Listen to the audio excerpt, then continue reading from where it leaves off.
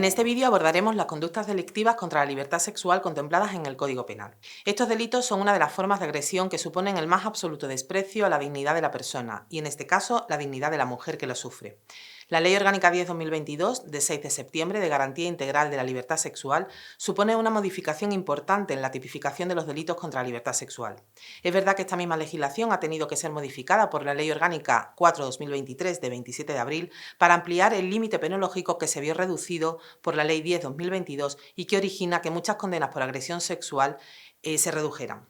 Conforme a la ley, se considera violencia sexual los actos de naturaleza sexual no consentidos o que condicionan el libre desarrollo de la vida sexual en cualquier ámbito público o privado, lo que incluye la agresión sexual, el acoso sexual y la explotación sexual con fines de lucro.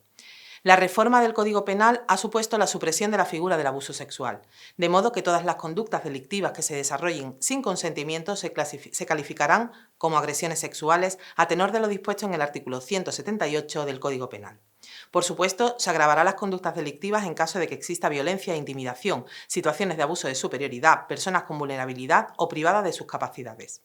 Se agravará la agresión sexual al delito de violación en caso de que la agresión consista en el acceso carnal por vía vaginal, anal, bucal o introducción de miembros corporales u objetos por alguna de las dos primeras, conforme al artículo 179 del Código Penal y, por supuesto, con un incremento en la condena a imponer. En los supuestos en los que los delitos anteriormente mencionados se realicen, entre algunos supuestos mediante una extrema violencia, con la participación de dos o más personas, cuando entre la víctima y el agresor existiera una relación de afectividad o vínculo matrimonial,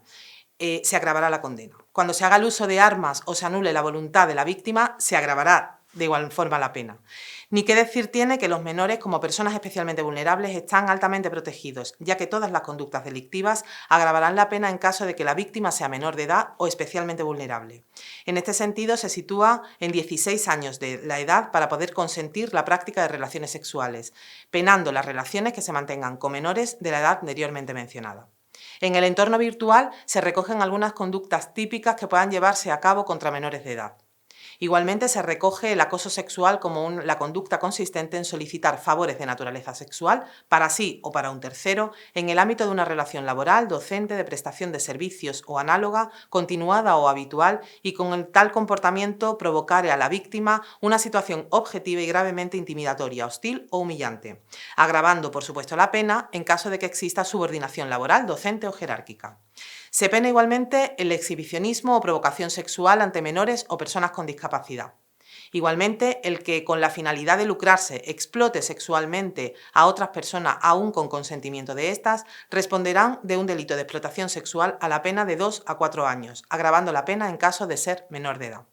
Uno de los delitos más reprochables, si cabe, es el de pornografía infantil. En este caso se pena entre 1 a 5 años cuando la víctima es menor o persona con discapacidad, y se pena la representación de conductas sexuales, de los órganos sexuales e imágenes realistas de un menor participando en una conducta sexualmente explícita, y la pena se agravará de 5 a 9 años cuando, entre otros supuestos, los menores no hayan alcanzado los 16 años, se hallan en una situación de especial vulnerabilidad por enfermedad o discapacidad, se hallan en un supuesto de peligro de forma dolosa o por imprudencia grave, la vida o salud de la víctima o cuando exista reincidencia.